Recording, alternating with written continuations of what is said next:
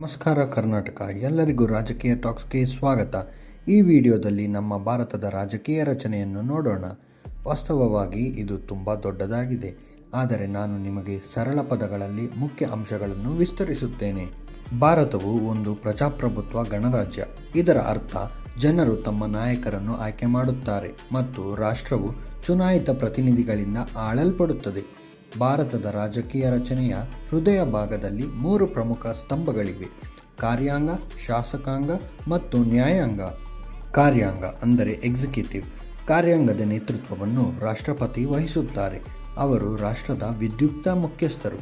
ಅಧ್ಯಕ್ಷರ ಕರ್ತವ್ಯಗಳು ಹೆಚ್ಚಾಗಿ ಸಾಂಕೇತಿಕವಾಗಿದ್ದು, ಅವು ಸರ್ಕಾರದ ಕಾರ್ಯನಿರ್ವಹಣೆಯಲ್ಲಿ ನಿರ್ಣಾಯಕ ಪಾತ್ರವನ್ನು ವಹಿಸುತ್ತದೆ. ಆದರೆ ವಾಸ್ತವದಲ್ಲಿ ನಿಜವಾದ ಅಧಿಕಾರವು ಪ್ರಧಾನಮಂತ್ರಿ ಮತ್ತು ಮಂತ್ರಿಮಂಡಳಿಯ ಬಳಿ ಇರುತ್ತದೆ. ನ್ಯಾಯಾಂಗ ಅಂದರೆ ಜುಡಿಷರಿ. ಭಾರತದ ನ್ಯಾಯಾಂಗವು ಸ್ವತಂತ್ರವಾಗಿದ್ದು, ಅತ್ಯುನ್ನತ ನ್ಯಾಯಾಲಯ ಸುಪ್ರೀಂ ಕೋರ್ಟ್, ನಂತರ ರಾಜ್ಯಗಳು ಮತ್ತು ಜಿಲ್ಲಾ ನ್ಯಾಯಾಲಯಗಳಲ್ಲಿ ಹೈಕೋರ್ಟ್ಗಳು. ನ್ಯಾಯಾಂಗವು ಕಾನೂನುಗಳನ್ನು ನ್ಯಾಯಯುತವಾಗಿ ಜಾರಿಗೆ ಬರುವಂತೆ ನೋಡಿಕೊಳ್ಳುತ್ತದೆ ಮತ್ತು ದೇಶಾದ್ಯಂತ ನ್ಯಾಯವನ್ನು ಕಾಪಾಡಿಕೊಳ್ಳಲು ಸಹಾಯ ಮಾಡುತ್ತದೆ. ಈಗ ನೋಡೋಣ ನಮಗೆ ಬೇಕಾದ ಮುಖ್ಯವಾದ ಅಂಶ: ಶಾಸಕಾಂಗ ಅಂದರೆ ಲೆಜಿಸ್ಲೇಚರ್.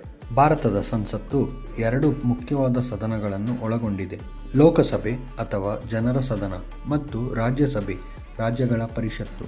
ಲೋಕಸಭೆಯ ಸದಸ್ಯರನ್ನು ಜನರಿಂದ ನೇರವಾಗಿ ಆಯ್ಕೆ ಮಾಡಲಾಗುತ್ತದೆ, ಆದರೆ ರಾಜ್ಯಸಭೆಯ ಸದಸ್ಯರನ್ನು ಚುನಾಯಿತ ಅಭ್ಯರ್ಥಿಗಳು ಆಯ್ಕೆ ಮಾಡುತ್ತಾರೆ.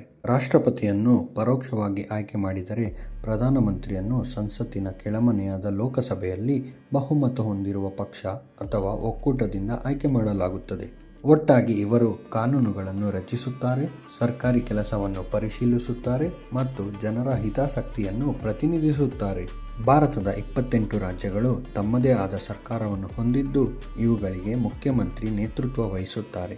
ರಾಜ್ಯಗಳು ತಮ್ಮದೇ ಆದ ಶಾಸಕಾಂಗಗಳನ್ನು ಹೊಂದಿದ್ದು, ಶಿಕ್ಷಣ, ಆರೋಗ್ಯ, ರಕ್ಷಣೆ ಮತ್ತು ಸ್ಥಳೀಯ ಕಾನೂನು ಜಾರಿಯಾಗುವಂತಹ ಸಮಸ್ಯೆಗಳನ್ನು ನಿರ್ವಹಿಸುತ್ತವೆ.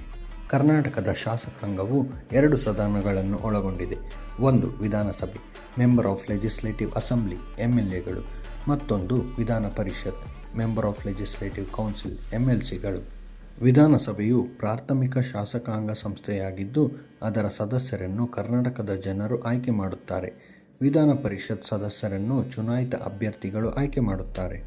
ಸ್ಥಳೀಯ ಆಡಳಿತವನ್ನು ನಾವು ಗುರುತಿಸುವುದಾದರೆ, ತಾಲೂಕು ಪಂಚಾಯಿತಿ, ಗ್ರಾಮ ಪಂಚಾಯಿತಿ, ನಗರಸಭೆ ಮತ್ತು ಮಹಾನಗರ ಪಾಲಿಕೆಗಳು ರಾಜ್ಯದ ಮೂಲಭೂತ ಆಡಳಿತವನ್ನು ನಿರ್ವಹಿಸುತ್ತವೆ.